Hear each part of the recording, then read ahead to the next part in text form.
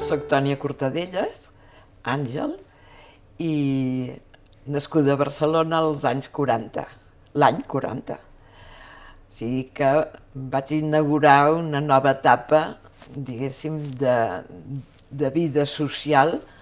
El pare era metge, havia estat al front, la mare era una noia escolta, que havia començat l'escoltisme en aquell moment, i si ho cito és perquè això ha tingut després molta influència en la meva vida. Bé, la mare va ser mare de 12 fills i per tant va fer de mare, va ser la seva gran professió i la gran sort de tenir-la disponible com va estar per nosaltres. El pare el veiem poc, el pare era cirurgià, treballava en diferents llocs perquè, esclar, la família anava creixent i l'economia de la família també s'havia d'anar distribuint.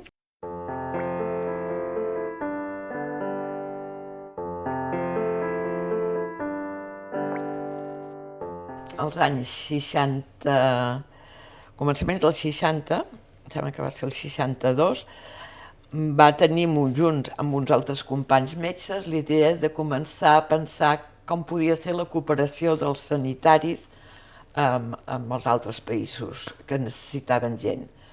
És veritat que als anys 60 va haver-hi un fet important, que era que els països africans van tenir la independència.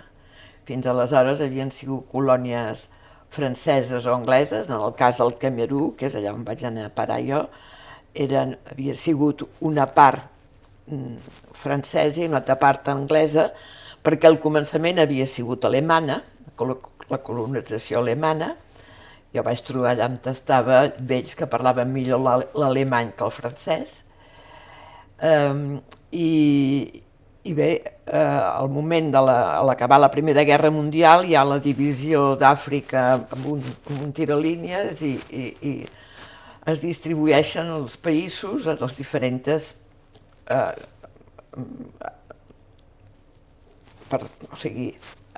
estats que havien estat implicats en la guerra.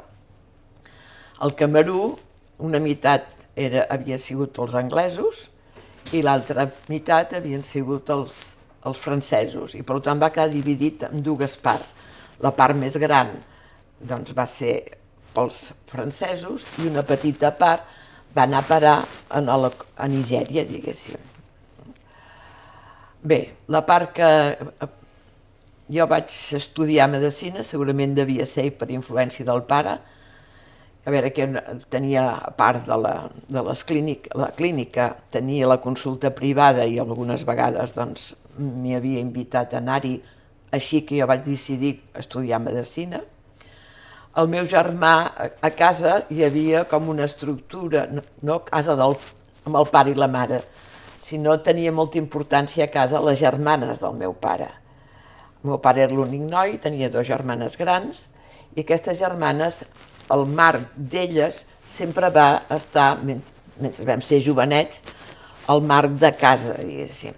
És veritat que ens ajudàvem molt, la mare, doncs, quan algun estava malalt o més malalt els enviava a casa els avis, que estaven a la cantonada, a casa l'àvia, perquè no encomanés a tots els altres que hi havia de petit. Sempre n'hi havia un petit a casa. Jo sempre he vist un petit a casa.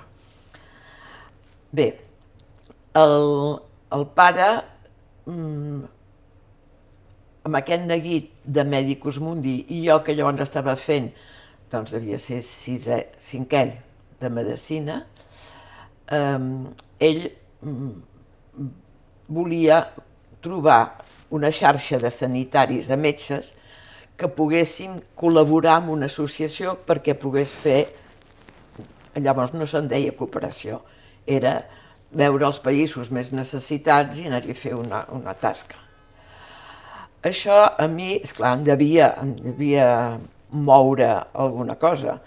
Jo havia estat, des dels 6 anys jo estava a l'escoltisme, havia anat creixent, havia anat seguint, i del tant com puc de les petites havia sigut al servei de les mitjanes i estava, doncs, molt involucrada amb tot el que és l'escoltisme aquí, que en aquells moments tampoc era fàcil ser escolta aquí, perquè havíem tingut l'herència franquista de la Falange, que ho volia dominar tot i ho volia fer tot, i per tant sí que l'escoltisme va tenir la sort de tenir capellans al davant. Hi havia mossèn Batlle, que va ser un dels que va engegar els escoltes nois aquí, però també les noies, i això havia sigut abans de la guerra. Per la guerra van desaparèixer com a institució, però en canvi van trobar-se per ajudar les famílies que tenien necessitats, les persones que estaven a la presó, etc., arrel del conflicte que hi havia, bèl·lic que hi havia. I després nosaltres jo vaig entrar a la facultat de Medicina i vam ser 2 promocions alhora, perquè va haver-hi un canvi d'estudis, havies de fer el primer a la universitat i el segon entraves a la facultat, i aquell any, quan jo havia fet el primer a fora, a l'entrar a la universitat la gent podia entrar directe a Medicina sense haver fet aquest primer de ciències que dèiem. Llavors això va fer que ens vam reunir 2 grups. La facultat, el nostre grup ja era gran, però el fet de ser 2, allò va ser una disbauxa. Per exemple, jo recordo sortir d'una classe i anar corrents, aviam si tocava una escala, ja no un seient ja l'havien ocupat els que ja no havien vingut a la primera classe per poder seure a la segona. Bueno, això mentre va ser els primers cursos, que són més teòrics que pràctics, tot i que hi havia pràctiques. Després, quan és el moment de fer les clíniques, érem tants que prou feines, o sigui, si normalment havies de seguir durant el primer any de clíniques, doncs 6 casos havies de fer la història clínica. Nosaltres, jo em sembla que només en vaig fer 2, perquè no eren prous. A l'hora de distribuir la gent, el clínic no donava per més. En aquell moment hi havia també, com a pauta, que el papa Joan XXIII acabava de fer una encíclica demanant que tots els pobles havien de progressar i no només uns quants. I això ens la vam llegir, la vam comentar, i tot això a mi em va anar alimentant la idea de que aquí de metges en sortirien molts de cop. I ja n'hi havia, vol dir que hi havia llocs que hi havia hagut metges per la cooperació francesa, en aquest cas al Camerú, però que en els 60 va desaparèixer tothom. Per tant, hi havia molts hospitals que havien tingut institucions franceses que els portaven, havia quedat desvalgut. I tot això ho sabíem perquè aquí hi havia un grup de capellans que va començar, no sé com exactament si van començar els capellans o els que no capellans, és igual, però hi havia uns capellans que tenien ganes de marxar i van imaginar-se, el cap d'aquest grup era l'Oriol Albó, que segurament us ha sortit moltes vegades, aquest ja no el podreu interrogar perquè fa tants anys que s'ha mort, però aquesta persona va tenir la idea de buscar a l'Àfrica un lloc que fos bastant semblant a Barcelona. I en el Camerú, ja n'hi havia d'altres, però en el Camerú era interessant perquè la capital del Camerú no estava a la costa, com aquí la capital de l'estat no estava a la costa. Era un lloc molt dinàmic, tota l'economia passava per aquest port. I llavors això també s'assemblava bastant a el que passava en Barcelona, com si diguéssim, en relació a Madrid. Van contactar el bisbe, uns capellans que s'oferien també d'anar a omplir parròquies que els francesos havien deixat buides, i llavors van fer un agermanament entre Barcelona, la diòcesi de Barcelona i la diòcesi de Duala, amb un senyor Mongo, que era el bisbe que en aquell moment hi havia. Aquest senyor va venir aquí a Barcelona, i al venir a Barcelona jo estava fent en aquell moment moltes pràctiques allà on treballava el pare, al grup de l'Aliança. Bé, recordo haver-me presentat a aquest senyor, perquè estaven presentant en el pare en tant que medicus mundi, o sigui que vam fer allà una petita societat. Bé, aquest senyor que quan acabis vine, paral·lelament aquests capellans que marxaven, que va ser la primera expedició que es va fer, que em sembla que va ser el 62, o sigui, no ho tinc massa clar, en aquesta expedició hi havia alguns d'aquests capellans que coneixien molt bé, perquè havien sigut, el pare era d'Esparreguera i a l'estiu estàvem a Esparreguera, doncs havien vingut el Lluís Mallar, que havia sigut aquell vicari d'Esparreguera, que ell marxava, el Jaume Borràs, que havia sigut fill d'Esparreguera i el coneixia molt bé, doncs també marxava. Van haver-hi dos o tres laics d'Esparreguera, l'Angeleta Sant Martí, que era d'Esparreguera, que també marxava, o sigui que tot això se'n parlava. I dintre dels escoltes també va marxar la Montserrat Juclà, que va ser una de les primeres noves que va marxar. Per tant, arrel de que marxaven, allò que t'intriga, clar, jo era més joveneta que ells, però m'interessava. I la Montserrat Juclà justament va ser, havent estat allà un parell d'anys i tornant, que em va dir, escolta, Tònia, que hauries de venir a veure allò, si tens ganes de venir, vine primer unes vacances a veure'ns, després sabràs com preparar-te millor per la feina que hi ha allà i els mitjans que hi ha allà. I jo vaig pensar, doncs fantàstic. Jo ja em trobava millor de la caiguda aquesta que havia fet i ho vaig plantejar a casa, als pares. I el pare doncs, em va dir, mira, jo penso que no és una bona idea que marxis perquè tu no has acabat la carrera. Tu hauries de fer aquesta experiència a l'acabar la carrera. Si no aniràs allà i et pensaràs que tu saps prou com per portar-ho i no en saps prou. Acaba, fes tota la carrera. Jo el que proposo és que en comptes d'anar-hi tu i anem la mare i jo. Tu quedes amb de cap de família i ells hi van anar. I això, que en aquell moment haig de reconèixer que em va revoltar, perquè vaig pensar, vale. Però, de fet, em va anar molt bé. Els pares van anar allà, el pare va veure el grup amb la Montserrat Juclà, la Maria Cinta Conte i l'Angeleta Sant Martí, que estaven ja allà, i altres noies, que són les primeres que van marxar com laiques, diguéssim. Hi havia també un matrimoni que vam fer, doncs ell era paleta, doncs ella va fer construccions. Bueno, hi havia una primera cèl·lula molt dinàmica i que amb les cartes que enviava aquí i la xarxa de gent que tenien aquí va anar creant aquest petit agermanament que no només eren els que estaven allà, sinó que eren els que estaven aquí i que anaven recolzant el que es feia allà. Bé, doncs això va ser que després va ser fàcil per mi acabar la carrera i llavors jo vaig dir als pares, doncs si Medicus Mundi continua i jo marxo, sí que m'agradaria saber si Medicus Mundi recolzaria el que es pugui fer allà.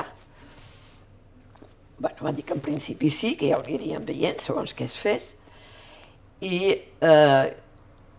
jo després de fer la facultat aquí, que jo vaig acabar el 65, el 65 mateix vaig anar a Anvers a fer medicina tropical, perquè la veritat que aquí tot això ho havíem tocat tan d'esquitllades que jo sabia que les malalties d'allà les havia de saber, no em calia saber tot el d'aquí, i en canvi havia de saber la majoria de les coses d'allà. Això em va anar molt bé. Vaig trobar amb una altra manera molt diferent de formar la gent.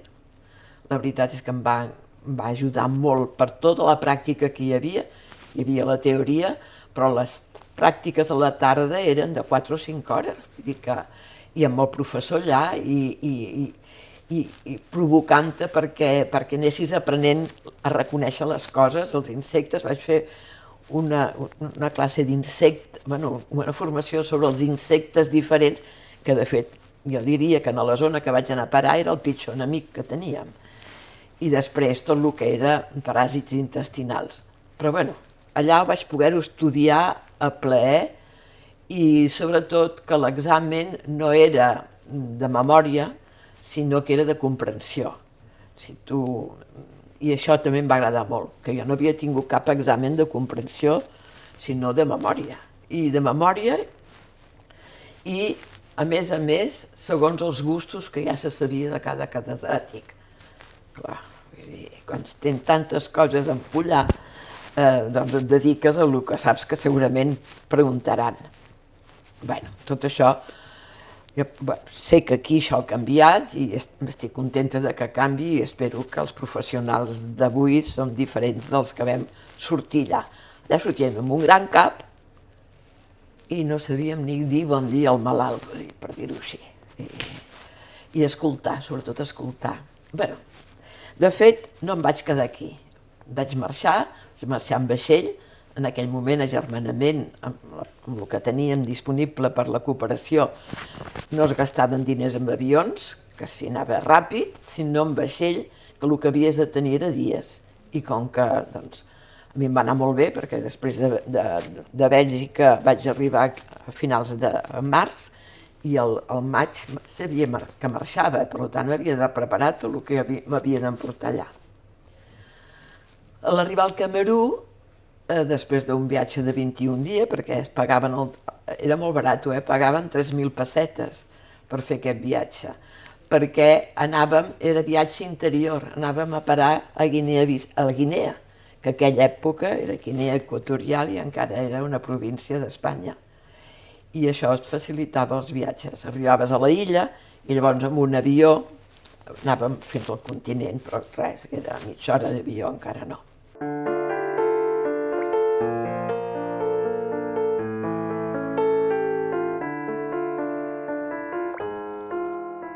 Allà, el primer que em van demanar de fer, de dir, com que vaig veure el bisbe, molt content que estiguéssim allà, i llavors vaig anar a veure els diferents llocs on hi havia. El bisbe em va dir, tu viatja per tots els llocs on hi ha gent d'agermanament, i allà on et sembli més adequat per l'hospital, doncs m'ho dius i en parlem. I és el que vaig fer. I bé, finalment, després dels diferents llocs, ja que sabien que jo hi anava per triar en quin lloc hi hauria l'hospital, que és el que demanava el bisbe, doncs em va semblar que en Ngobayang era una antiga missió alemanya, justament, era una de les grans missions que als anys 1900 havien arribat els alemanys i havien construït, que eren unes cases impressionantment ben fetes, que quan nosaltres vam arribar, que jo vaig arribar allà el 66, s'aguantaven la mar de bé i encara s'aguanten avui la mar de bé. S'han hagut de fer retocs, però pocs retocs en relació a la gran casa que hi havia. La mania que hi havia en aquell moment en aquests primers missioners, que van ser els primers cooperants, jo penso, però que era sobre l'etiqueta de missioners, era no quedar-se a viure prop de la gent. Això, pel tipus de col·laboració que volia agermanament, no ens anava gens bé, perquè el que volíem és viure al costat de la gent per veure com viu la gent. Doncs no, totes les missions estaven a dalt, ben apartades d'allà on la gent tenia les cases. Però apartades no estan al mig de la gent, com aquí les parròquies estan al mig de la gent. Això feia que en Ngobayang, que havien arribat a la costa, en Ngobayang està a 100 quilòmetres de la costa. Els primers missioners van arribar per la costa, arribaven en vaixell a la costa. I quan ho van saber els de l'interior, perquè esclar, totes les coses, en aquell moment la gent es comunicava amb el tam-tam era el telèfon, i hi havia cada grup, uns que sabien tocar i uns que sabien interpretar i escoltar, i amb el tam-tam anaven les notícies molt més de pressa que a peu, que era l'altra manera de comunicar les coses. Aleshores, quan van comunicar, quan els de Ngobayang, la zona de Ngobayang, van saber que hi havia blancs que havien arribat a la costa, perquè era així que estaven catalogats, i bueno, encara estem catalogats com ells, els negres, vull dir que... Van enviar uns emissaris, un dels caps d'en Ngobayang. En Ngobayang era una població on hi havia dues ètnies, els Ngumba, que eren molt semblant com a llengua als pigmeus, i els altres, que eren els Ewondo, que eren una de les llengües dominants del sud Camerú. Eren els Ngumba que van enviar, el jefe Ngumba, quan ho va saber, va enviar el seu fill per dir a la gent: veniu allà, que us esperem, que us farem el que sigui. Aquest vassallatge criminal que la colonització ha fet, doncs va començar així. I els senyors aquests que havien arribat, els alemanys que havien arribat a la costa, van dir: mira, saps què? Tu ets el fill del jefe, doncs tu quedes aquí perquè t'ensenyarem la llengua, de manera que quan arribarem allà, quan parlarem nosaltres, tu ho podràs traduir. Intel·ligent ho va ser. Llavors, aquest noi va estar el temps que li va necessitar, no sé quan va ser, i va haver-hi un moment que aquells alemanys van dir: ara ja pots tornar, i de dir que ens preparin, no sé què havien de preparar, això és història narrada per els d'allà, però vindrem. Clar, per arribar allà on volíem, allà el poble d'aquesta gent, havien de passar per altres pobles. I llavors va resultar que els primers que van veure'ls arribar van dir: no, marxeu cap allà, aquí. Llavors ells diuen que va haver-hi la primera guerra que va haver-hi entre aquestes dues faccions va ser a causa dels blancs que van arribar i que van estar barallant-se, però com podien, però sí que va haver-hi la primera gota de sang, vol dir que devien fer servir les llances o els arbalets o tot el que feien servir. Llavors van parar i van dir: bueno, no siguem estúpids, no només venen per ells, sinó que si s'instal·len aquí també hi serem nosaltres. I així va ser. La missió està en un lloc que és de tots, com si diguéssim. Clar, llavors allà, després, la cooperació francesa va venir i els capellans estaven al mateix lloc, que s'havien construït l'església, havien construït els alemanys, l'església, la casa del capellà i la casa de les monges, perquè sempre anaven una mica així. I quan vam arribar nosaltres, hi havia la casa del capellà, hi va viure el capellà d'aquí, que se'n van allà, i després la casa de les noies. Ja no vam ser monges perquè nosaltres no hi havia cap que tingués vocació de monja, però en canvi vocació d'estar allà sí. I així es van començar. L'hospital es va fer allà perquè aquests francesos, perquè després dels alemanys van venir els francesos, havien fet uns edificis que també estaven força bé. I, de fet, per crear l'hospital, el principal ja estava construït, amb la qual cosa abaratia molt el cost d'aquest primer ajuda de Medicus Mundi. Vam decidir que seria allà, estava molt mal comunicat, i després una altra cosa que ja vam saber en aquell moment, però que en aquell moment ens va semblar que no era important, diguéssim, la poca densitat de població. Clar, quan després vas integrant l'aspecte de sostenibilitat, si hi ha poca població i els mitjans de comunicació són tan rudimentaris, això és una cosa molt dura. Per això Medicus Mundi ha estat ajudant allà molts anys, tot i que sabia que ho havia de deixar. No podia ser, però si no era, també és veritat que hi havia un hospital de l'Estat a 20 quilòmetres, el qual no era lluny, però d'hospital no en tenia res. Vull dir, hi havia la carcassa i un pobre infermer allà dintre que, bueno, com que el pagaven cada mes, doncs ell estava allà, però... Per tant, tampoc ens ajudava. I després hi havia una mica més a prop una missió, aquesta era la missió catòlica, on vam anar per nosaltres, una missió protestant que també tenia un hospital, però allà van tenir la pega de que acollien els protestants. I la gent catòlica del costat no tenia res, que era una de les altres raons perquè deien que l'hospital es fes allà on es va fer, bueno, s'equipés allà on vam...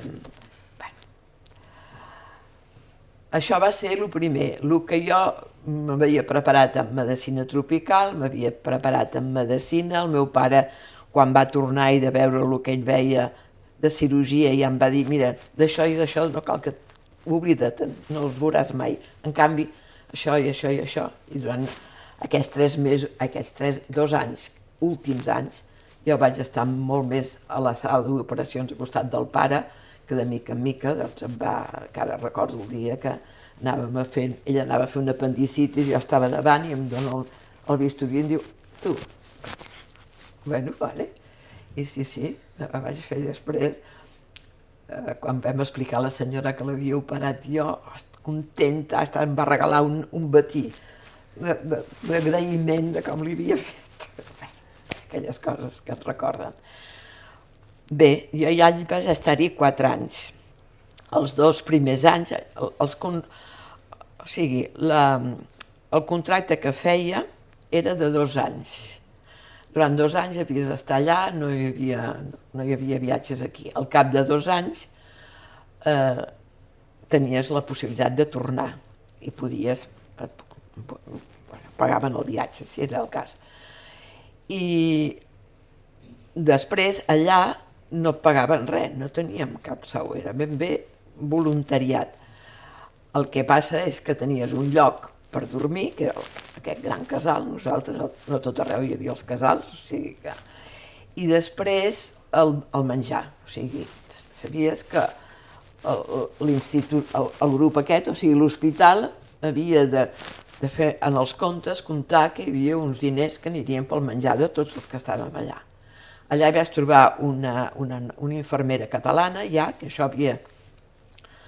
El bisbe els havia encomanat en Gobayang ja feia un parell d'anys, i algunes de les noies que estaven allà ja havien anat a parar en Gobayang. Hi havia sobretot una infermera, la Ramona Armengol, que també ja està mort, però que era fabulosa, una noia que s'havia anat a formar a Suïssa. Aquesta noia també era escolta, ens coneixíem de l'escoltisme, la Montserrat també era escolta, o sigui que anàvem trobant allà algunes, perquè esclar, quan arribes estàs engrescat i aquí contactes amb els teus cercles. Jo, la meva família, però després hi ha el cercle dels amics, i el cercle dels amics eren a l'escoltisme, i així va ser. Quines impressions? Doncs, quan vaig visitar aquest lloc, la meva impressió va ser que estaria bé, perquè la missió quedava, és veritat, allunyada de la gent, però la gent era a prop. I el que passa és que siguent només un metge, o sigui, primer de tot, sí que vull que quedi clar que en aquella època fer cooperació havies de tenir un equip. Jo, si m'hagués trobat sola allà, sense cap altra persona que jo pogués parlar francament i que pogués explicar tot el que em passava, totes les meves impressions, jo no hagués durat. De tal manera que quan jo vaig arribar a Douala, l'avió aterrissa a Douala, i l'endemà el capellà que estava allà em va dir, vols venir al barri? Jo vaig al barri, no sé què havia d'anar fent. Al barri volia dir també sortir d'aquells casalots d'escola i església per anar a veure la gent. Ho vaig veure d'un grau tan paupèrrim, però tant, que vaig pensar, aquí no hi ha res a fer. O sigui, me'n torno, aquí no s'hi pot fer res, no pots demanar res. I em van dir, mira, saps què? demà marxaràs cap a l'interior, allà on estem, ja veuràs, ja tornarem a parlar. Bueno, durant 4 anys m'hi vaig estar i no vaig tornar a parlar del tema de tornar per no tornar-hi, com si diguéssim. Bé, la gent de la selva són molt ells, els has d'anar escoltant i coneixent, però són molt interessants, perquè no estan contaminats, massa contaminats per tot el que és diner, i sí que necessiten els diners. Ja treballen en una zona que sobretot es feia cacau, el cacau es fa, hi ha una collita a l'any, vol dir que el que feien aquest any els havia de durar per tot un any, fins l'any següent. Això era el drama, perquè, jo deia que no estan contaminats, però el bar hi era, i les cerveses arribaven a muntanyes, així que tenien els diners. Si no, després, trobar una cervesa, a vegades havies d'anar fins a 20 quilòmetres, aviam si allà en tenien alguna. Però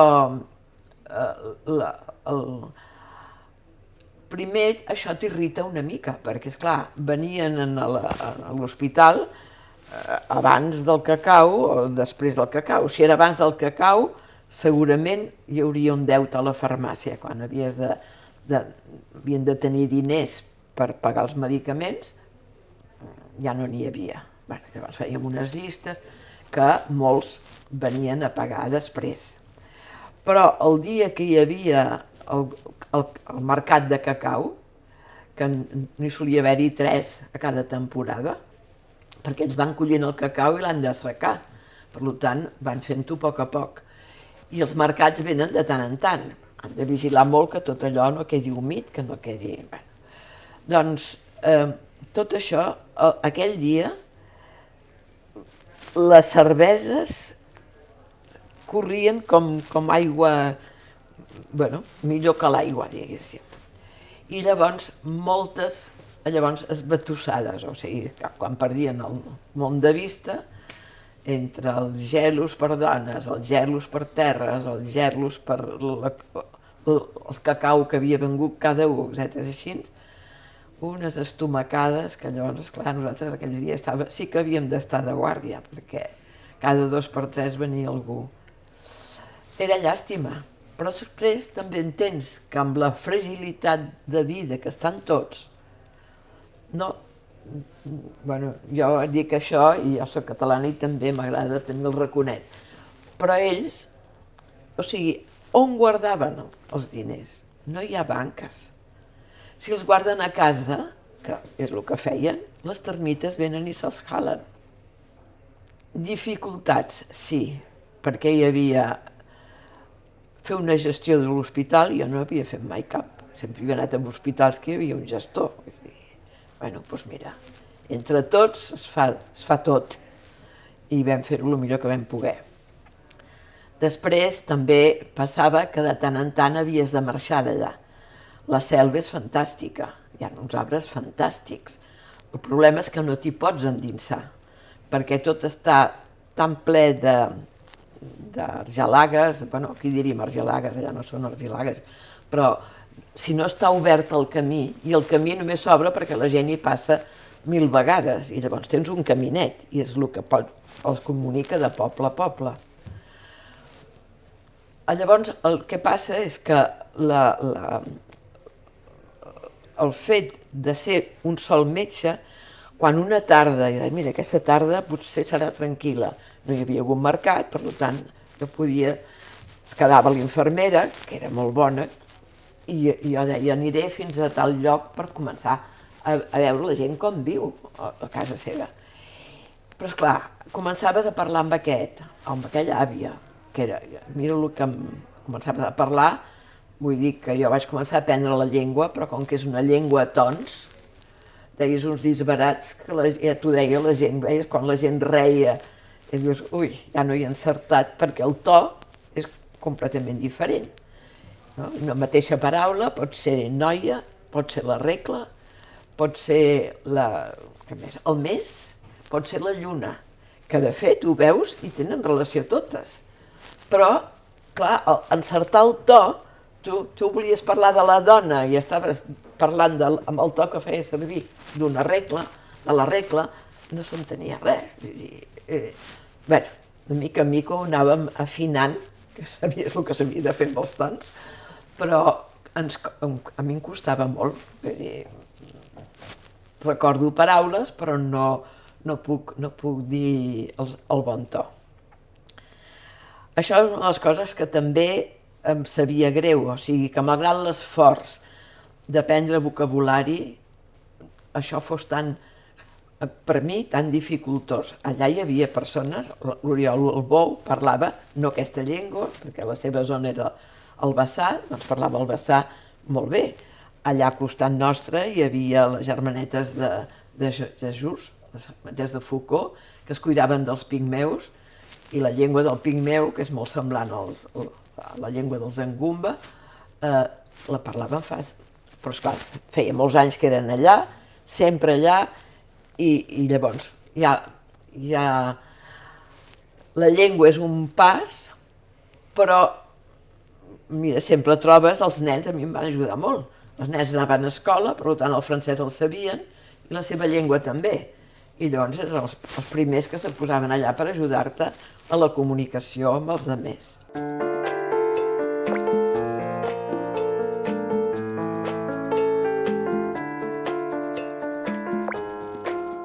Medicus Mundi va ser va néixer d'aquest institut del pare i de diversos companys. Hi havia el doctor Abel, que era un jesuïta que també era company metge, el doctor Manresa, jo recordo aquells tres que eren els primers que van remenar coses. No es deia així, tu m'has recordat molt bé que havia sigut ajuda mèdica missional, però esclar, en aquell moment el fet de jo estar dintre de germanament, quan això de la missió ja havien quedat que no eren missioners, eren persones que cooperàvem, no? Que s'agermanaven amb uns altres. El pare buscava en aquell moment, a l'inici, van quedar que posarien Medicus Mundi perquè van trobar que hi havia una xarxa de sanitaris a Europa, sobretot a Bèlgica, Alemanya, França, doncs que treballaven, feien el que volien fer aquí, per tant es van associar amb el mateix nom. Va ser Medicus Mundi Bèlgica que em va donar la beca per poder fer aquesta formació a Anvers. Després, més tard, quan en Goveyanka no teníem ni cotxe ni llum elèctrica i que ens espavilàvem com podíem, el Ciri Pasqual feia de llum al quiròfano molta dignitat, diguéssim. Però bé, esclar, no era l'ideal. Llavors va haver-hi un dia que van passar uns de Misereor a Alemanya que es van quedar encallats pel mal estat de les carreteres i van venir a casa. A casa nostra s'hi acollia tothom i a més allà el viatger s'acull, sigui on sigui. Amb la casa que et deixen, treuen la dona del llit i posen o l'àvia del llit i t'hi posen a tu, o nosaltres que teníem lloc per acollir, perquè tot era gran, però bé, van venir. I llavors, clar, sopàvem amb els quinquers, anàvem al quinquer a tot arreu i amb la llanterna. I van dir, com pot ser un hospital sense electricitat? I van dir, escolta, en aquell moment Medicus Mundi fer tota l'electrificació de tot això no podia anar. La gent es passeja amb els seus quinquers de petroli, com quan anàvem d'excursió, doncs ja està. Cada un té, a més no dormen a les fosques, sempre hi ha una llum. Doncs aquest llum, i ara el que servia, que nosaltres arribàvem, agafàvem i l'enceníem una mica més i ja tenies el que havies de veure en aquell moment. La sala d'operacions, amb la sala d'operacions sí que teníem un frontal connectat a una bateria, i la bateria aquesta, doncs mira, a vegades estava carregada i altres vegades no. I era el que anàvem a la ciutat més propera per carregar de tant en tant. Bé, I diu, i el cotxe? És que no tenim cotxe. Un hospital que no té cotxe per anar a buscar... La gent, nosaltres el cotxe no el podem mantenir. No el podem comprar i no el podem mantenir. Per tant, la gent ve. Com que aquest costum hi és, doncs ja ens va bé. Però esclar, a vegades, sobretot els parts, era molt fort, perquè t'arribaven mig nano ja fora, perquè no havien pogut avisar res a ningú abans. Bueno. I després l'aigua. I llavors van dir, bueno, hi ha l'aigua, el cotxe i la llum. Va, d'aquestes coses, quina prioritat? Jo vaig dir l'aigua. Un hospital, si l'aigua que necessites l'has d'anar a buscar, que és el que fèiem, en el rierol que hi ha, allà no hi ha sequera d'aigua n'hi ha més del compte, però és que no t'arriba per la canyeria. I la instal·lació estava feta, però teníem quan plovia molt, de les teulades en recollíem i llavors amb una bomba d'aquestes Japí que havien d'anar a fer a dalt, però que es guardava només per la sala d'operacions i de parts, perquè era allà on hi havia el màxim de brutícia. Bé, en fi. Això, ara explicat així, em sembla molt fort. Quan estàs allà és el màxim que pots fer i per tant ja està. Però llavors els alemanys aviat ens van dir que ens enviaven el cotxe, ens pagaven el cotxe, l'electricitat i l'aigua. I durant la segona tongada que jo vaig fer allà va ser un temps de muntar les obres i fer les obres perquè poguéssim tenir. Quan l'hospital va estar més a punt va ser quan jo vaig dir que ja no feia uns altres 2 anys.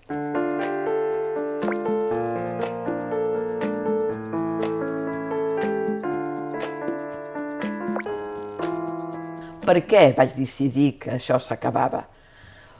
Bé, jo havia demanat a Medicus Mundi, quan havia vingut o quan ells venien allà, que canviessin un altre metge, perquè tant un com l'altre poguéssim sortir de tant en tant de l'hospital. Jo quan sortia i tenia la Ramona a l'hospital marxava tranquil·la. Si era un hospital, si era una urgència, l'enviarien a l'altre hospital. Bueno, Medicus Mundi va anar ajudant tant com va poder. Clar, el meu pare em venia a veure a les seves vacances, venia allà. M'ajudava, jo li guardava casos de cirurgia que una persona sola no podia fer-ho. Amb 2, i sobretot amb ell, que en sabia moltíssim, doncs anava bé. Però també van haver-hi persones que van venir per ajudar-nos de Medicus Mundi, que van venir a ajudar per laboratori, altres que van venir a ajudar-nos per tot el que era traumatologia, uns altres que van venir tot el que era ginecologia, o sigui que aquest intercanvi també era interessant.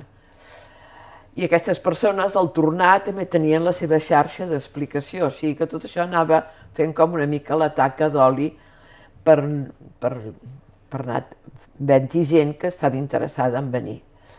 Quan jo vaig veure que ja començava l'últim contracte, que va ser de 2 anys, doncs que començava el 4è any, ja vaig dir, jo de moment no renovaré. I per què vaig dir això? Allà jo hi era feliç, vull dir, m'agradava, però volia l'altra persona. L'altra persona havia vingut, finalment un metge basc va voler venir, va fer un contracte de 2 anys, o sigui, jo sabia que si jo marxava, en el 3è any, ell s'hi quedava un any més. Però bueno, a aquest xicó li agradava molt operar, va dir que l'organització de l'hospital no li interessava, no s'hi ficaria, però en canvi el quiròfano sí, li interessava. Bueno, a mi el que m'interessava, que algú estigués disposat a poder fer les operacions, que abans ens n'havien enviat un altre i aquest operant sabia molt poc i li feia molta por. No sabia...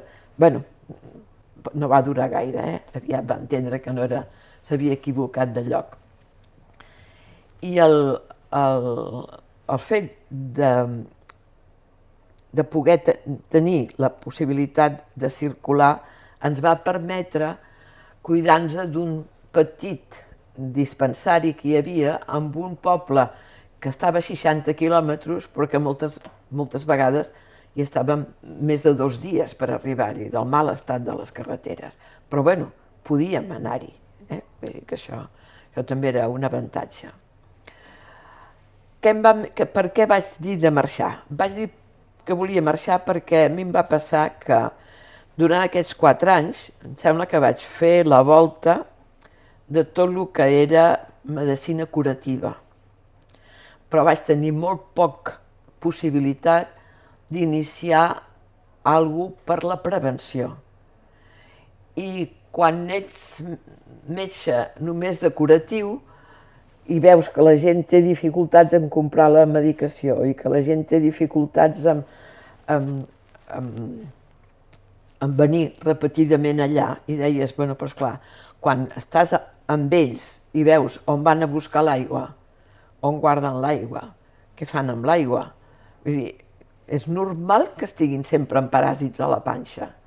Nosaltres, amb tantes precaucions com preníem, jo vaig fer 3 crisis de paludisme que no hi vaig quedar perquè dec tenir un àngel de la guarda que és molt espavilat, perquè jo seguia la medicació que em van receptar aquí al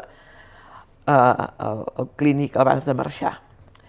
I fent-ho bé, doncs hi ha tant paludisme a la gent i tants mosquits que per molt que posis el que sigui perquè no et piquin, et piquen.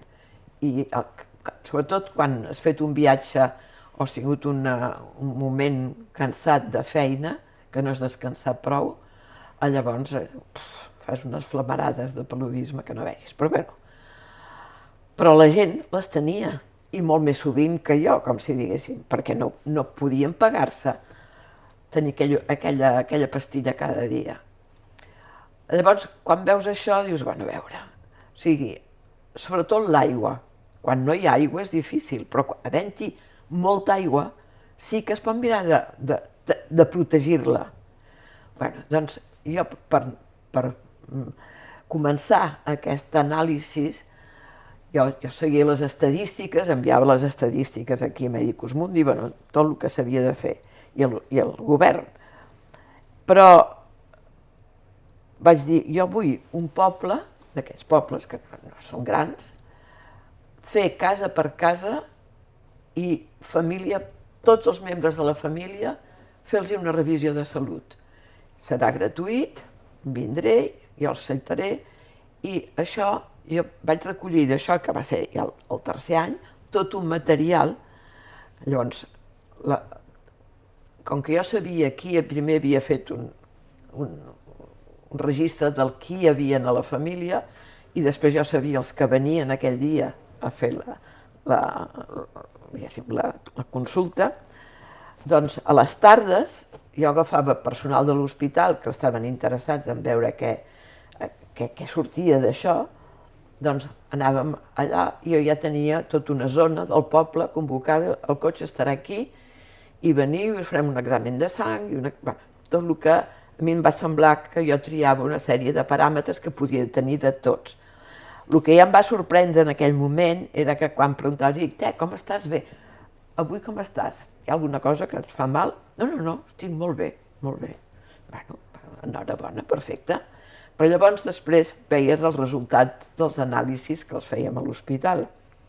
I deia, aquest estava a punt de fer un paludisme. Si no l'havia fet ahir, el faria demà, perquè ja tenia la sang infestada dels plasmòdiums.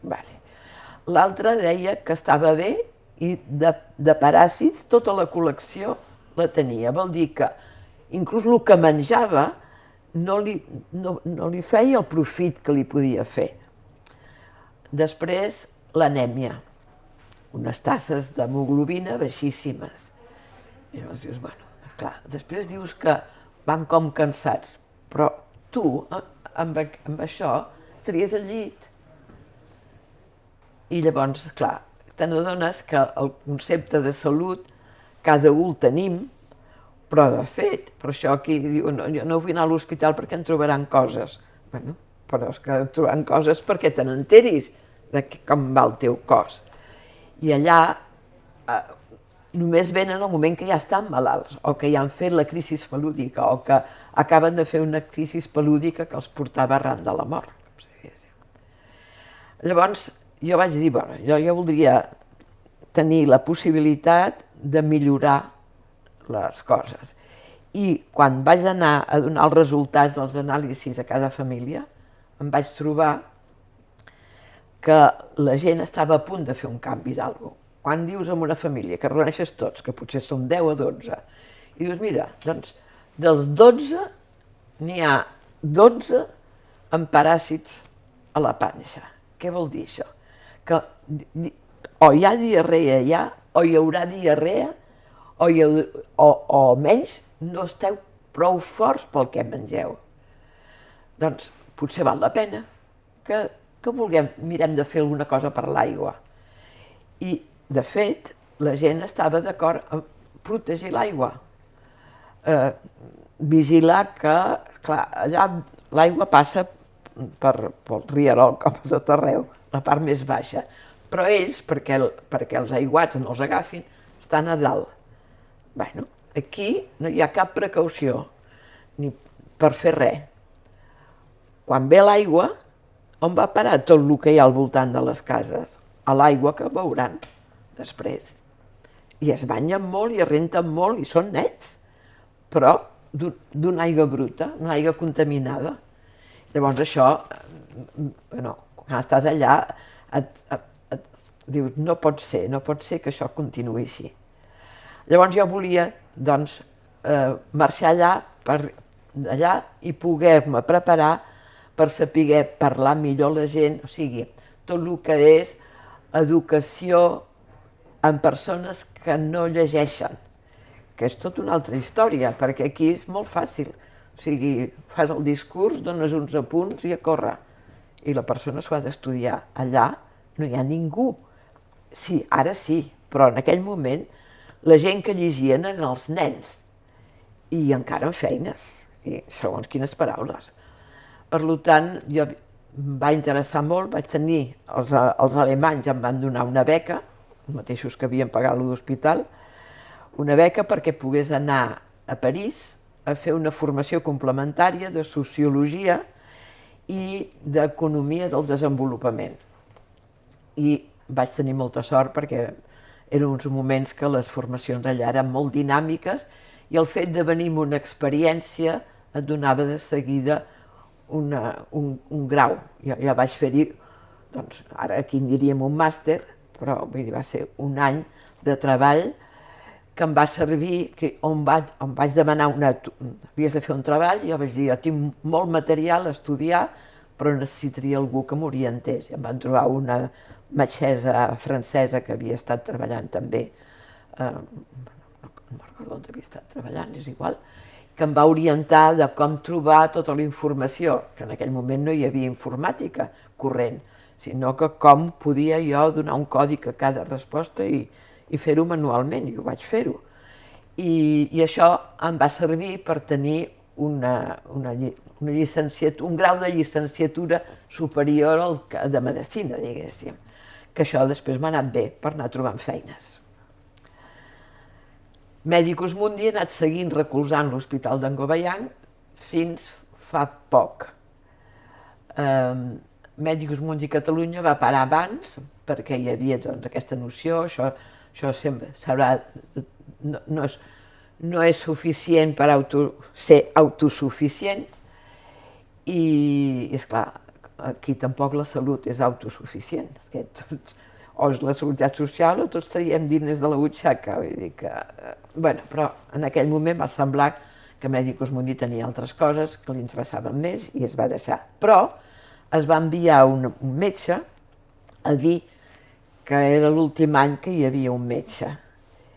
I aquesta persona va veure que seria una llàstima de tota la dinàmica que s'havia anat generant allà des de molts anys, i llavors ella era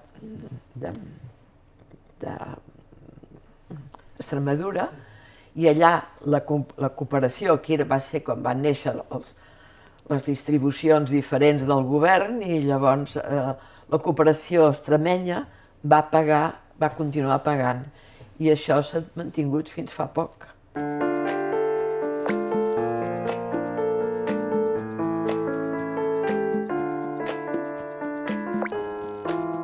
Aquests 2 anys a mi em van servir per resituar com està al costat de la gent.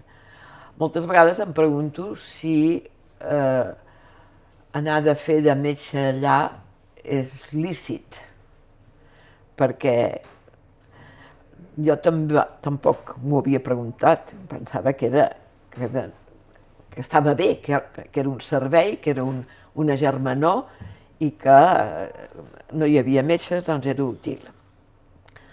El que passa és que de mica en mica te n'adones que està rodejat de gent que s'ocupa de la gent. I al començament els francesos havien tingut, bueno, els anglesos no ho sé, els alemanys no ho sé, però els francesos era de dir tot el que no és científic, entre cometes, nul, ni parlar-ne. O sigui que durant un temps, quan les vam arribar, si algú anava a la medicina tradicional d'allà, no et deia res, perquè els havien clavat uns sermons i al contrari, jo estava interessada. I de mica en mica, durant aquesta època que vaig anar a les cases i que veies que sota el llit hi havia una palangana plena d'arrels, doncs segurament l'havia vist abans, però ara sí que deia, i què hi tens aquí sota? Va, aviam, perquè la senyora aquesta em coneixia suficient com per dir-me que eren arrels per si hi havia paludisme era el que es prenien. Bueno, després veus que eren les arrels d'artemísia, que és un dels antipalúdics. I això, i llavors, o sigui, llavors sí que ja em vaig començar a interessar a tot el que ells sabien. Però abans no se m'havia ocorregut a la consulta i tens una diarrea, doncs, vale, pren això i això i això, vale, vés a pagar a la farmàcia. Clar, tot això, després dius, ostres, però quina barra has tingut, no? Perquè ells, que segurament tenien la seva escorça, però que tu els has donat la pastilla, es pensen que la pastilla és millor que l'escorça, que no deixin de les escorces, perquè jo ara estic aquí, però jo dintre de poc marxaré, i potser vindrà algú altre, però potser no. I tu, aquesta llavor, o aquesta herba, o aquesta escorça. I anar-me interessant, la gent llavors venia a explicar-m'ho. Vale, o sigui, això ja era un altre pas. I finalment vaig saber que hi havia una persona que molts deien que hi havien anat. Jo dic, doncs aquesta persona que tanta gent el fa servir, que no eren la mateixa vall nostra, sinó que estava darrere de la muntanya. Però la gent, això darrere de la muntanya, amb l'enfangada que està a la carretera, i van més de pressa a peu pujant i baixant la carena que no pas per la carretera. Vol dir que un dia vaig dir, doncs jo vull anar a veure aquest senyor. I, bueno, en aquells moments hi havia hagut en Sola en Lluís Mallar, que és un senyor que era un capellà en aquell moment, i que després va anar, tot el que va captar, aquest és el que parla molt bé Levondo, aquest senyor va anar, després d'estar-hi 4 anys o 5 anys, va dir, bueno, ara, amb tot aquest material, jo tindria ganes d'anar a estudiar etnologia. I se'n va anar a França i a Nanterre va fer els estudis, i el que passa que al cap de poc ja era el professor, perquè d'aquella zona que ell havia estudiat no hi havia ningú més que en tingués idea. I aquest senyor encara avui és un gran etnòleg. Vull dir que vaig anar a veure aquest gran medicinaire amb ell, amb aquest, i el meu home, el Tomeu. Bé, doncs total, que allà aquell senyor ens va explicar les coses d'una manera tan interessant que vaig dir, si a mi m'ho haguessin explicat així a la facultat, hagués après alguna cosa, i no pas ficant aquí tots els números de tots els forats que tenim a tot arreu i tots els nervis, que s'ha de saber, però no de la manera que ens ho van ensenyar, perquè era qüestió de memòria, puntó i pilota. Bé, amb aquest senyor jo hi vaig disfrutar moltíssim i ell em deia: Tònia, les malalties es generen quan la persona no té el cor net. I què volia dir amb el cor net? Volia dir que no està tranquil. Quan ha tingut una baralla amb algú, o ha tingut molt mala sort, o no, el cacau no ha donat res, i què vol dir? Doncs que la seva família no tindrà diners. Tot això ens malmet el cor. I això és el que crea la feblesa perquè la malaltia surti. Clar, aquí ara comencem a parlar de la importància de les emocions sobre l'estat de salut, però passant molts anys aquí, I ella ja m'ho explicava, ja dic que aquell senyor va ser el meu primer gran catedràtic que jo vaig entendre. I després parlava de l'energia dels llocs i l'energia de les plantes i l'energia dels arbres. Aquí ara s'està posant de moda, això.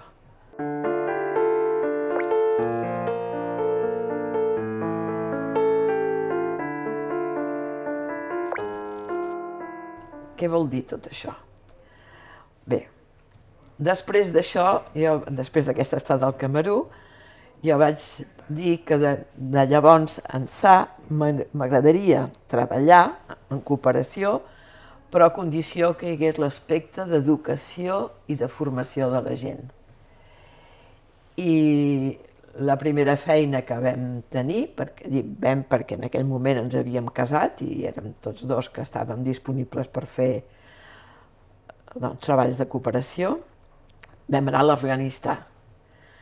Clar, aterrar a l'Afganistà venint de l'Àfrica és allò de dir, bueno, perquè hem estat a l'Àfrica negra.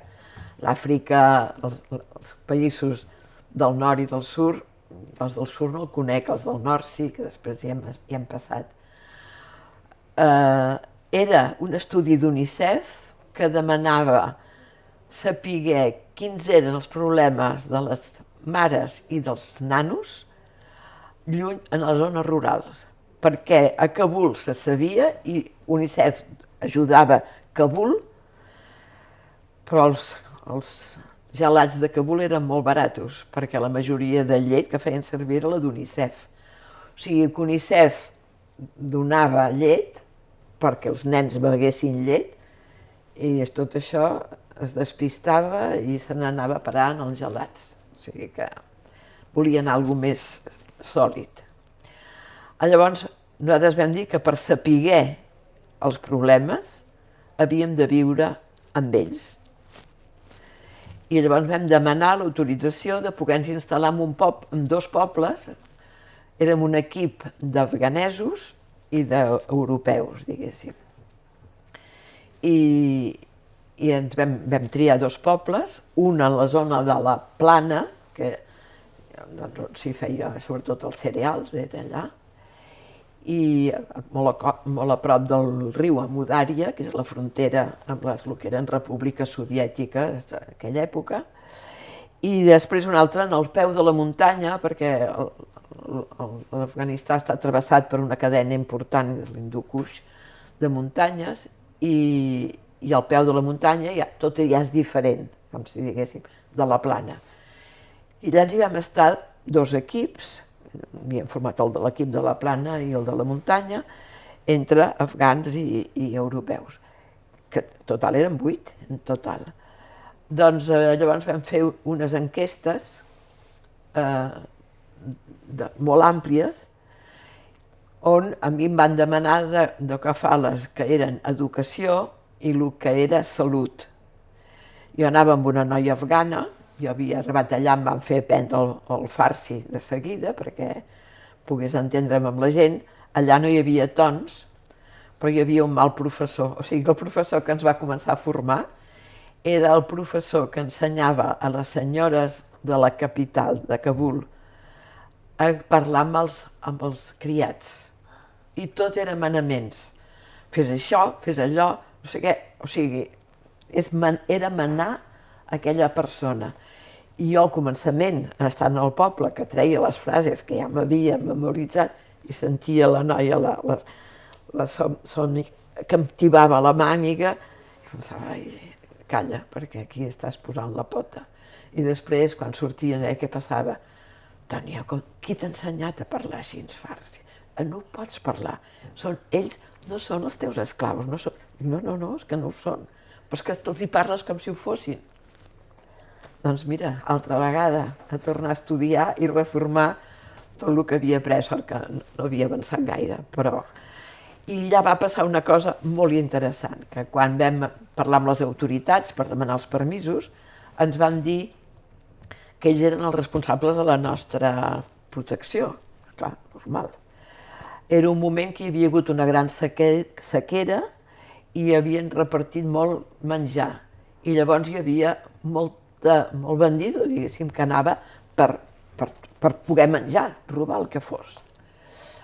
Llavors, el jefe del poble ens va dir que ens havia trobat el lloc perquè ens poguéssim instal·lar.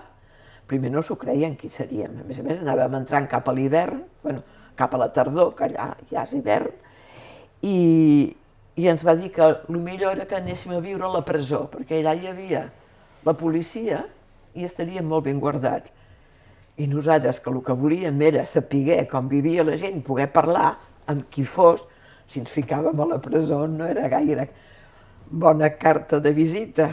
Total, que vam intentar suplicar que ens deixés, i llavors vam buscar, i una casa que els guardians de la porta de la presó podien mirar amb la vista, perquè estaven així desquillades, vam demanar si ens llogava una part de la seva casa en el propietari, un senyor molt maco, que ens va seguir molt, ens va ajudar molt, i va dir que sí. I llavors els altres, al veure que els soldats podien vigilar per si passava alguna cosa, però que si...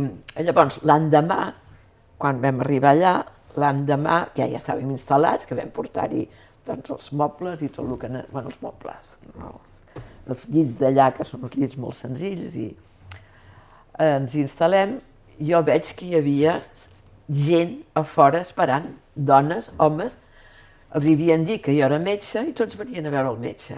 Jo vaig obrir la porta, vaig veure això, vaig tornar a tancar la porta i dir, bueno, què hem de fer?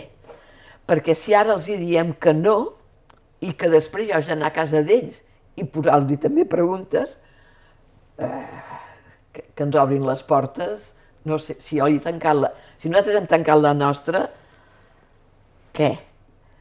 I llavors vam dir, mira, fem una cosa, tota aquesta gent que està aquí han d'entendre que això no és un hospital, ni és un dispensari, ni un centre de salut, això és una casa d'un particular que nosaltres hi vivim. Per tant, direm que un dia a la setmana, i vam dir, diem els dijous, els que vinguin els atendrem. Jo no tenia res. O sigui, tenia un microscopi per veure els paràsits intestinals o la sang, la qualitat de la sang, i tenia, l'UNICEF m'havia donat 3 o 4 pots per nosaltres, per si hi havia febre, per si hi havia diarrea, és l'únic que jo sabia. I com a parell només tenia el fonendoscop. No m'havien portat res, no havia de fer de metge allà.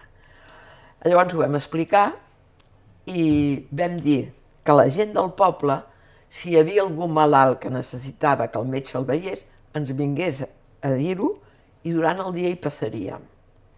I així jo vaig poder entrar a totes les cases i no entrar, perquè els altres també entraven a la casa, però la tradició allà és que hi ha la gran paret fins aquí dalt, que això ja, arribant de l'Àfrica, a veure les parets fins aquí, dius, bueno, i aquí no hi ha ningú als carrers, les parets són altes, com ens entrarem com la gent viu? Llavors, quan demanaves per veure aquesta casa, t'obrien, els homes els tenien en una habitació que hi ha a l'entrada, que és l'habitació dels hostes, que si passes dies doncs també t'hi porten per menjar, el menjar te'l donaran, però no passaves d'allà. I allà doncs, xerraves, i el meu marit va fer les enquestes aquí, amb l'home. Però nosaltres que podíem entrar dintre, perquè les dones i els malalts estan a dintre, al cor de la casa, diguéssim, doncs jo els vaig veure tots, i allà venien tots, els bons i els que estaven malalts i els que no estaven malalts. Llavors anava preguntant, i aquest qui és? I aquest qui és? I aquest qui és? I esclar, nosaltres anàvem fent la ressenya dels habitants d'aquella casa. Ja veies que hi havia 3 o 4, o sigui, hi havia els avis, els fills, tots els homes, tots els barons s'havien quedat allà, s'havien casat, tenien la seva família, amb els nets allà, inclús besnets estaven allà. Perquè tenen aquesta manera de viure. Llavors, a fora no hi trobes ningú de dona, hi trobes els homes que van a treballar.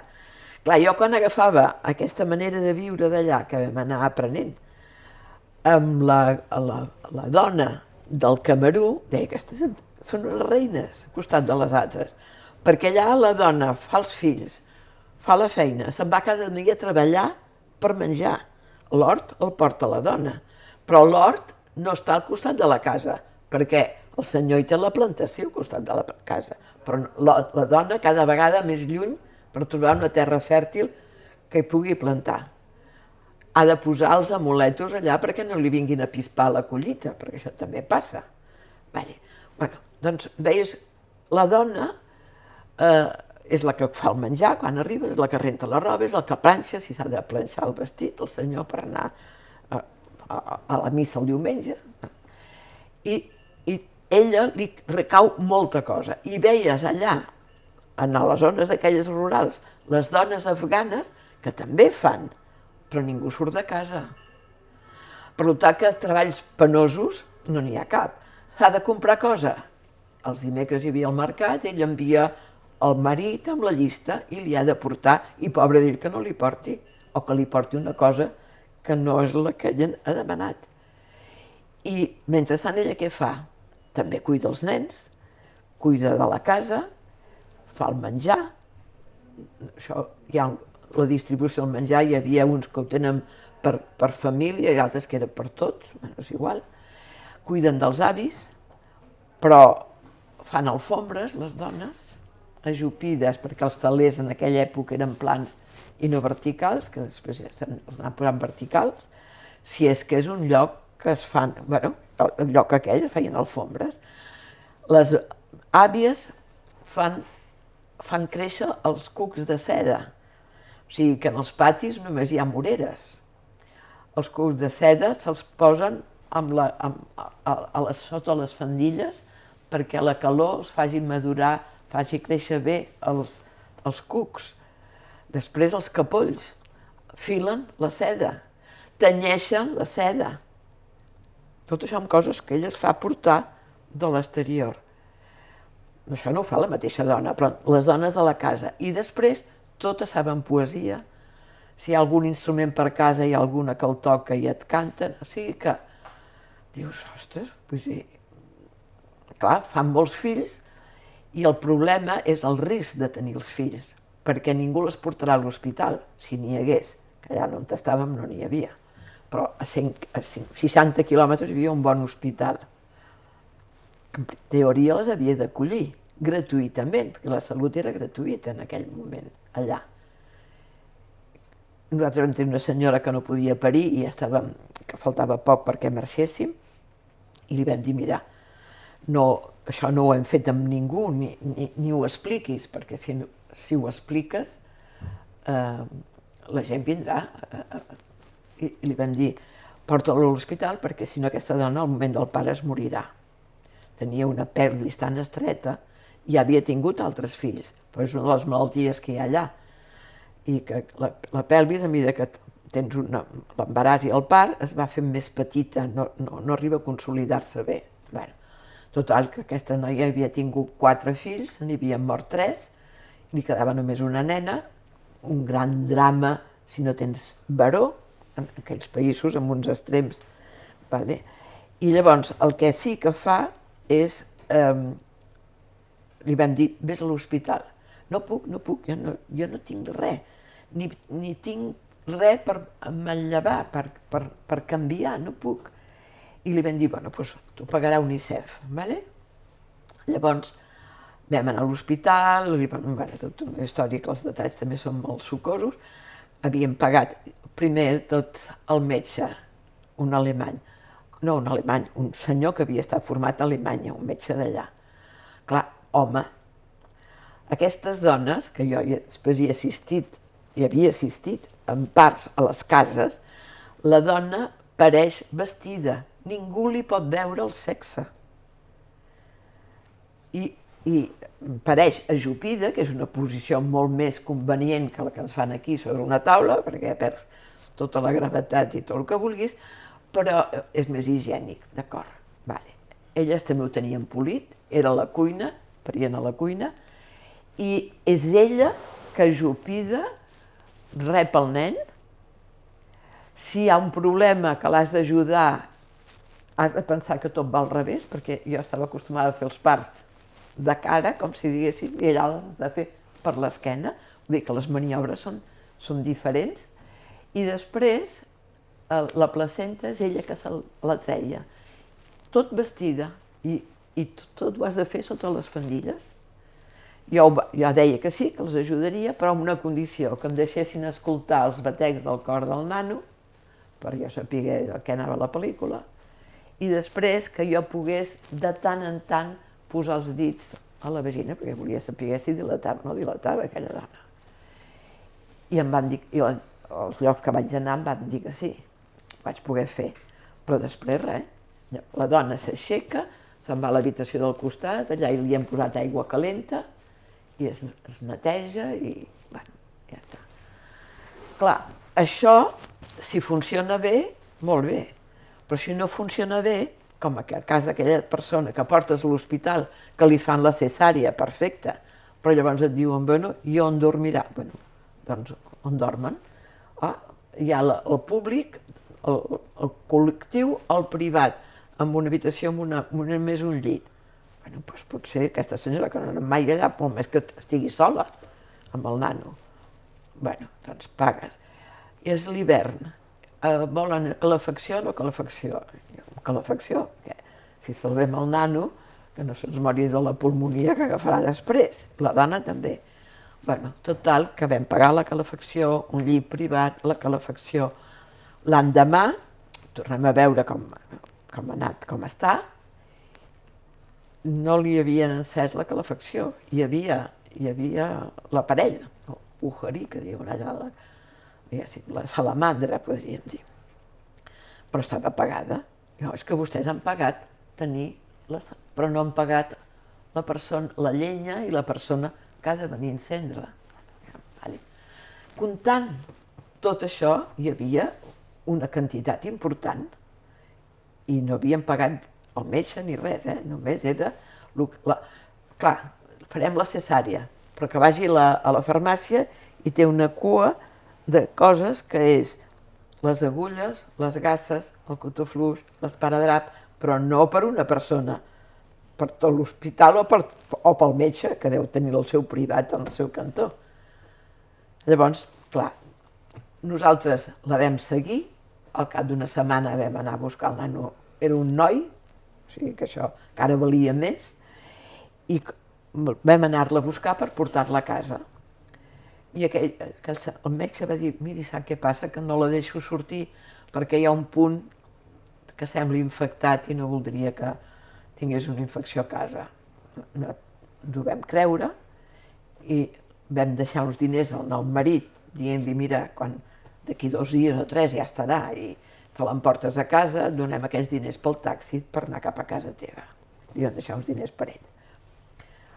Quan tornem, nosaltres havíem d'anar a Yaoundé, a Kabul, a la capital. Aleshores, tornem, ens aturem en el poble d'aquest senyor i li diem, bueno, com ha anat? Com va el teu fill? I diu, molt malament. La propera vegada que la meva dona quedi embarassada es morirà en el moment del part. Jo això ho sé, però jo no la tocaré d'aquí. És una vergonya el que m'han fet. I llavors ens va explicar que el metge, quan va veure que aquella vegada hi anava sol ell, que nosaltres no hi érem, li va demanar diners. I va dir, tu penses que t'emportaràs la teva dona? Quan t'he salvat la dona i t'he donat un fill, tu penses que te l'emportaràs així? A mi m'has de pagar. I jo no tinc diners. Què vols dir que no tens diners? No tinc diners. Jo els diners que tenia eren els diners del taxi i els hi vaig donar. I ell me'ls va llançar a la cara, dient, però tu què t'has pensat? tot el regal que t'he fet jo. I ell, aquesta noia, aquesta dona es queda aquí amb el fill i tu busca els diners. I ell, quan ell va girar cua, vaig agafar els diners que els havia deixat allà a terra, me'ls vaig posar a la butxaca, vaig entrar, vaig agafar la meva dona i el meu fill, vaig apretar a buscar un taxi i anar cap a casa. Però això per mi és una vergonya. Aquella persona em demanés els diners d'aquesta manera, sapient que ja no els tenia, això no es pot fer. Bueno, però va quedar així, nosaltres contents, ell content, però amb aquesta experiència negativa. I estàvem a punt de marxar del poble, perquè, esclar, havíem partit l'estada allà en 2 trossos, una per investigar i l'altra per redactar. Havíem d'anar a redactar i això ho fèiem a Kabul. Aquest senyor ens arriba i ens diu: i què, que ha passat alguna cosa? No, no. Diu, el que passa és que l'usurer del poble m'està reclamant els diners que em va deixar perquè jo pogués portar la meva dona a l'hospital. Amb ell no li va deixar res. Diu, com que vosaltres em veu dir que no digués que m'ho havia pagat UNICEF, jo no he dit res, però per favor expliqueu, perquè aquest senyor ja se n'ha anat en el jutjat, aquí en el poble, i m'estan reclamant aquells diners. Llavors et fas al marc i dius, ostres, quina sort ha tingut aquest home de trobar-nos, perquè si això li passa 10 dies després ja no hi som. I aquest home va a la presó per una cosa que l'hem induïda nosaltres. Però esclar que té la dona i el fill, com que això es veia, i no era pensable que aquesta persona, amb lo pobra que era, pogués reclamar res. Ell, l'usurer, va dir, vale, vaig a denunciar-lo i com es podrà defensar ell? Bé, doncs resulta que vam poder defensar-lo, que va ser potser l'última cosa que vam fer en aquella zona de positiu, diguéssim. Però era el grau de corrupció que hi havia allà. Jo ja l'havia trobada al Camerú, no gaire, després l'he trobada molt més, quan hi he tornat, però tot això és difícil de poder pensar que... Clar, nosaltres, amb el nostre dossier, havíem apuntat tot el que havíem vist, que havíem viscut, i que, per tant, era un atac al govern. No frontal, però dient, si això passa allà, si dieu que és gratuït i això costa tant, com podeu dir que la salut està protegida per aquest hospital? Pels 4 que viuen a la capital, aquesta sí, però si no, no. Bé, doncs passa que aquests van dir, el nou govern va dir que el que faria seria la reforma agrària, que, esclar, la majoria de pagesos eren pagesos sense terra. Llavors hi havia els terratinents, hi havia un abús, bueno, això serà un altre capítol. Després hi havia també tot el que era la dificultat que tenien les dones per fer-se tractar. Doncs tot això vam dir, bueno, igual s'enfaden i ens treuen del país, però no, o sigui, vam dir que la reforma agrària ja quedava palès amb el que estàvem dient i després el de la salut també, vull dir que eren 2 coses principals. El fet que les nenes anaven a escola en aquella època fins que tenien 10-11 anys. Després d'això les tancaven a casa i ja sortien per casar-se amb una persona que els pares havien negociat. Bé, després d'aquí, nosaltres vam deixar les coses allà. Nosaltres vam marxar amb el que necessitàvem per passar l'estiu, per passar aquell mes aquí. Però ja ens van dir, quan vam arribar aquí, al cap de poc, que no hi tornaríem perquè el govern no volia saber res de les organitzacions internacionals. L'OMS plegava, l'UNICEF havia de marxar, I si l'UNICEF marxava, que era el paraigües econòmic d'aquest projecte que havíem començat, doncs això es va quedar així. Bé, una cosa que em va fer gràcia, molts anys després, estant a París, que una trobada, que no sé ara què era, hi havia un xicot que diu: jo soc metge i he treballat a l'Afganistà. Dic: carai, doncs després prenem el cafè junts, perquè m'has d'explicar una mica com m'ho has trobat. I llavors em va dir que ell era d'una associació francesa, que al cap de bastants anys, això devia fer potser 20 anys, quasi bé, que havíem estat a l'Afganistà, havien anat, volien treballar amb salut i havien anat en el Ministeri de la Salut i havien dit: doncs què podem fer? Diu: i m'havien tret uns totxos de papers, que eren els nostres dossiers, el que havíem deixat en el govern, i em va dir: mira, llegeix-te això i després ja ens proposa alguna cosa. Vaig pensar: mira, almenys algú s'ho haurà llegit. Clar que era un francès que va estar allà, però sí que ells li han recomanat és perquè algú allà dintre devia ser interessant. I de fet, és veritat, jo penso que vam fer un molt bon report.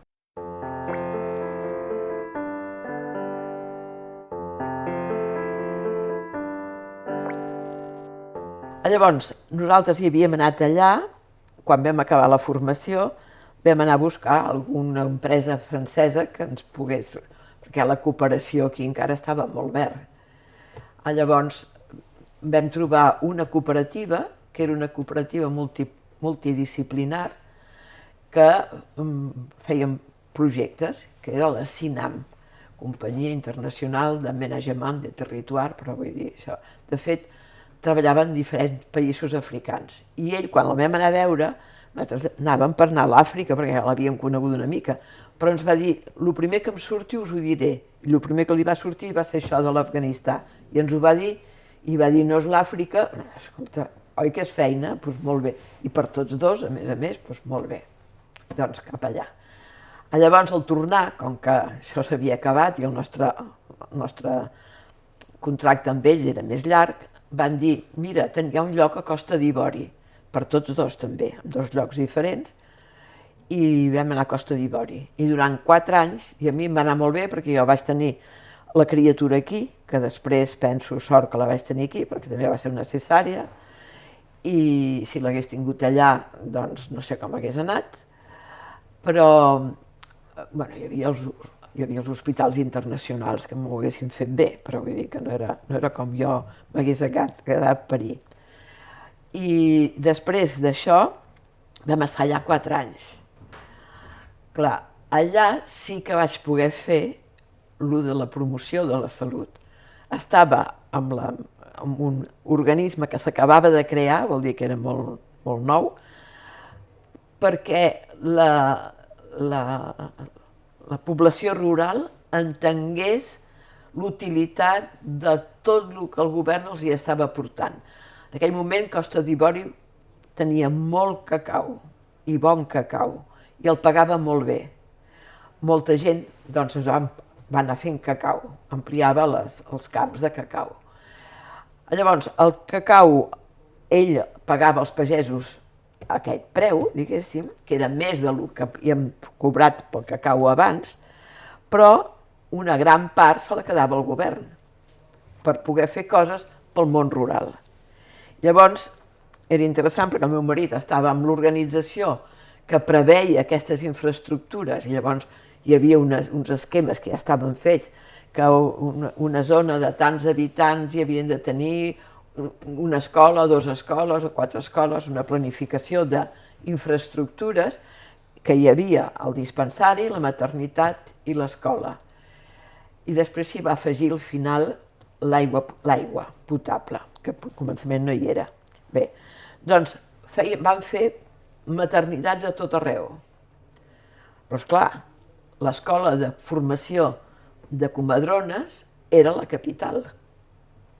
Llavors, quan acabaven i les agafaven d'allà i les enviaven en aquell poblet, això durava la primera setmana. La segona setmana ja tornaven a estar a Yaoundé a buscar l'endoll que els permetria trobar un lloc a la capital o més a prop. que hi havia l'aberració que en les maternitats d'Abidjan, que era la capital, hi havia 40 o 50 comadrones que tenien que fer turnos molt alterns perquè si no totes no hi cabien, bueno, que no hi havia feina per totes, i totes aquestes maternitats, i això passava amb la maternitat, amb el dispensari, l'infermer menys, perquè per la maternitat, a més el fet de ser comadrona, una dona, doncs demanava jo tinc la meva família, jo tinc el meu marit, no sé què, i tot plegat la feia tornar cap a Abidjan.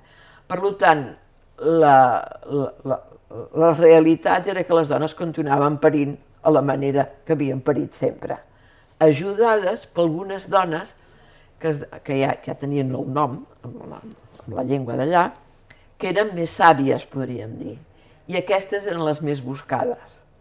I llavors hi havien arribat una organització alemana en aquesta zona i que preguntant doncs, per què fer? Doncs mira, per seure amb la gent i dir quins problemes teniu.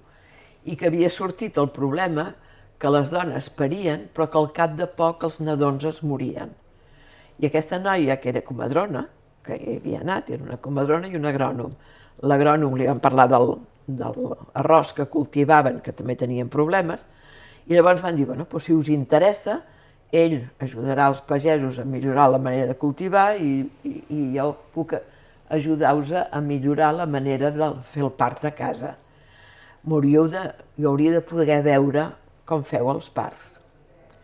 I llavors li van dir, no, això no t'ho ensenyarem perquè en el part només hi ha la dona, la comadrona, podríem dir, tradicional, i les dones de la família. No hi pot haver-hi ningú extern a la família, ni que sigui dona.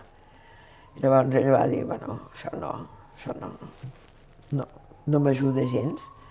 I llavors diu, un dia se'm va encendre la llumeta, i aquesta noia es deia Cristel, i li va dir, i si féssiu com si ho féssiu teatre? Doncs bueno, o sigui, jo la vaig conèixer al cap de 4 anys que ella estava allà. Hi havia 180 dones que havien passat per la formació, el qual volia dir que més del poble, perquè ella va dir, i 2 per poble, no vull una que sigui la sàvia i arrambi, sinó que siguin almenys 2. Doncs aquestes dones, al moment que les vam conèixer, que les vam anar a conèixer per veure com això es podia ajudar i promocionar, quan deies, les vam veure fer el mim del part, bueno, una delícia d'entendre i com havien entès el que havien de fer diferent. Clar, parien directament a terra, la terra de la cuina, que hi ha una tradició de que tot el que s'embruta amb els sucs del part s'ha de cremar. Total, que allà les dones aquestes no tenien una remuneració, però sí un agraïment, que ells deien, un remerciement. Què volia dir? Doncs que si tenien bestiar et regalarien un bé, o et regalarien un pollastre o 2, o 3, o et regalarien ous, o et regalarien arròs, o sal. La sal ens interessava molt, que era cara, la sal allà. Bé, doncs, amb això era la remuneració. Però aquestes dones el que volien, perquè van dir, què podem fer per vosaltres? Allà on estàvem nosaltres, que era, ens van dir, ens agradaria un reconeixement del Ministeri de Salut. Nosaltres el que fem és bo per la salut o no? Clar, aquestes van començar pel part, però després seguien la salut del nen, la salut de la mare. Era el delegat del govern d'allà, els feia servir per fer l'acte de naixement. Doncs que el govern ens digui que el que fem és bo. I volien un carnet amb la seva foto, perquè la gent sapigués que són elles. Bé, doncs nosaltres, com ens hi havia enviat la Salut per anar-ho a veure, vam explicar el que havíem vist i vam recomanar fortament que això es passés. Quan els carnets ja estaven fets, però no estaven distribuïts perquè encara no ens havien cridat per anar a portar allà. I va haver-hi un canvi de ministre. I el següent va dir, no, aquell va dir, els carnets, això és més a poc, perquè ha d'haver-hi dir que aquestes dones fan molt bé el que fan, bueno, però els enviem un gran paquet. El director de l'hospital, pels parts, què s'ha de tenir? I van fer un parell. Clar, les dones van veure arribar aquell paquet del Ministeri de Salut i van dir, això és el que ens donen. Però, esclar, van anar-ho buidant i el paper que volien, el carnet, no sortia enlloc. I cotó fluix, però si justament, si li dones cotó fluix que ve de l'Hospital de Vitzan i ells cultiven cotó, aquesta noia que havia fet, agafeu aquell cotó, el guardeu, ben guardat, així que comenceu l'embaràs, ja ho comenceu a guardar, perquè no hi hagi pols, perquè no hi hagi... Bueno, doncs i després, doncs, ho poseu sobre el melic, quan li talleu la... Bueno, o sigui, hi ha històries molt maques, però no les explicaré ara perquè m'allargo massa. Però allà sí que podem començar a fer educació per la salut, de manera que la gent, així com hi havia aquestes per l'embaràs, llavors el nou ministre, per acabar aquesta història de Costa d'Ivori, el nou ministre va decretar que les persones que no parissin a l'hospital i algú les ajudés, anirien totes a la presó. I aquestes 180 dones, que els tenien ben posats, van anar-se'n a veure el governador i li van dir, amic, ja estàs fent una presó més gran, perquè nosaltres totes estem ajudant a parir a casa, amb l'avantatge que ara els nens no es moren de seguida, que era un tètanus neonatal, perquè tot el que feien anava com si haguéssim volgut matar els nens per tètanus. Per tant, el governador els va dir, ei, vosaltres continueu fent aquesta feina, perquè si totes les dones que ajudeu vosaltres a parir vinguessin a l'hospital, l'hospital no es pot atendre, vull dir que no. Però llavors, amb la cosa de salut més àmplia, no amb aquesta més especialitzada, sí que demanàvem als pobles que volguessin ajuda, que s'organitzessin i que una vegada al trimestre hi passaríem per fer una reflexió sobre els problemes de salut i la manera més fàcil i apropiada per què estan malalts, d'on ve aquesta malaltia, però que això nosaltres explicaríem unes coses i ells explicarien com ho veu la gent. Per exemple, doncs, allà hi havia el xarrampió. El xarrampió és molt fumut, mata els nanos. Doncs, a veure, d'on ve el xarrampió, segons diuen a casa vostra? I nosaltres us expliquem d'on ve el xarrampió, del que sabem. I aquestes dues mirades s'han de trobar i s'han d'enriquir les unes amb les altres i de veure com ho podem fer. I això va ser molt interessant. Llavors també els hi deixàvem, com que el problema de l'analfabet continua també allà, llavors ho fèiem en dibuixos i vam fer tota una col·lecció de dibuixos per explicar, i aquest àlbum hi havia també text, molt poquet, una frase, perquè llavors ells, els delegats de salut formats, havien treballat amb això, arribaven a casa i ho explicaven. Explicaven el dibuix, per què hi havia això indicat en el dibuix, quina informació hi havia. I els petits que anaven a escola, que sí ho llegien la frase i era part del que havia dit el noi aquell, el delegat de salut. Això va ser molt interessant i a mi també em va interessar moltíssim.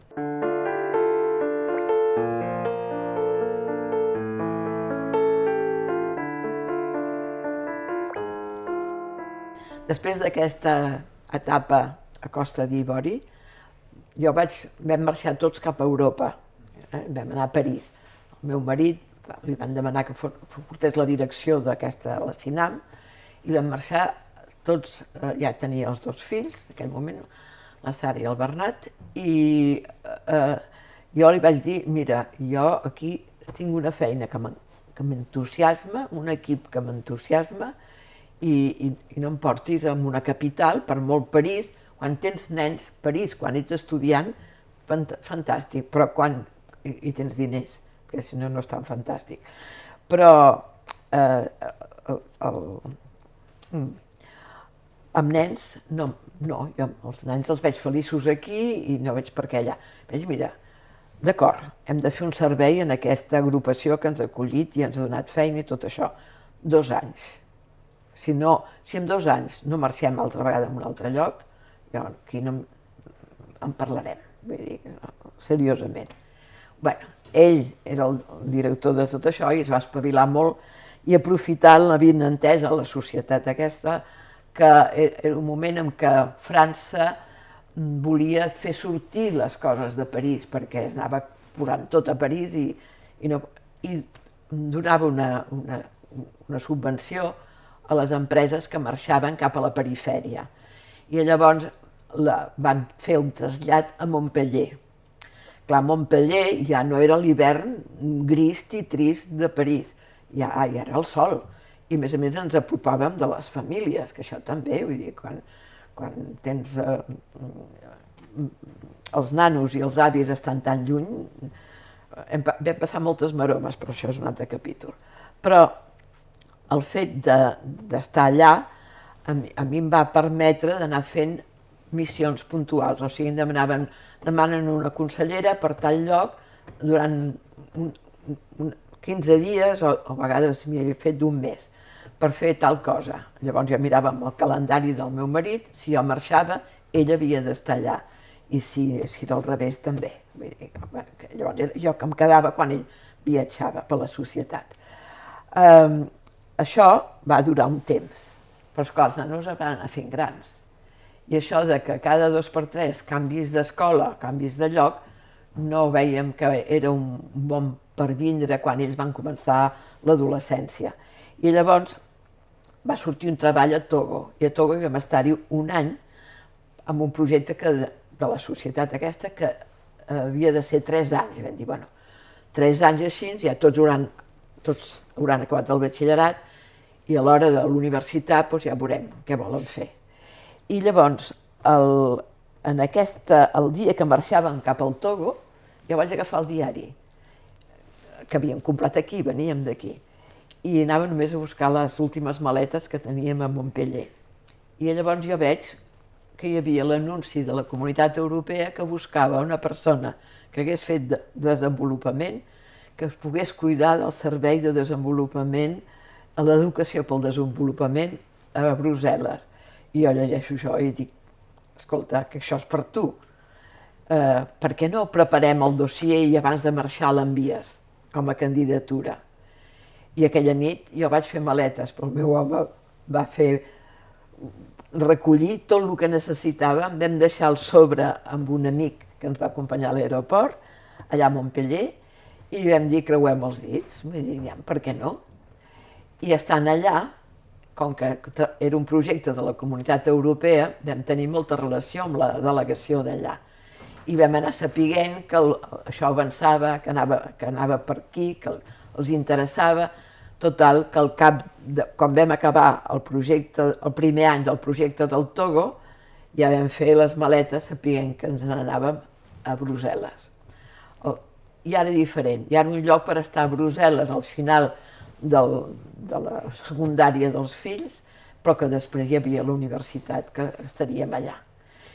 Perquè tenien 10 anys, perquè això, el contracte no és de 10 anys, però el meu marit al cap de 10 anys s'havia de jubilar, perquè el que sí que és sagrat, que el dia que fa 65 anys se t'ha acabat l'empresa. Jo allà vaig fer molta anar i tornar. Quan vaig decidir que no aniria més a l'Àfrica, que la cooperació ja l'havia acabat, vaig escriure què? Que no sé si us ha passat per aquí. Jo el vaig escriure en aquell moment, que vaig explicar coses que ja algunes les he explicat, les altres no, però les trobareu aquí. I de fet, després d'això, a mi allà, al veure que tenia temps, em van venir ganes de tornar a trobar, després de trobar sempre grups, de tornar a fer salut, però a nivell individual, acompanyar la persona. Però per això jo necessitava posar a la meva caixa d'eines coses noves, perquè l'antic ja, el que jo havia après a la facultat, ja els meus fills els he tractat amb homeopatia, els he tractat amb acupuntura, vull dir que ja no tenia i no em veia fent un reciclatge de tornar a estudiar les firmes, tot el llistat de medicació que jo veia que no era això el que havia d'anar quant a curatiu. I llavors el que sí que vaig fer va ser un reciclatge.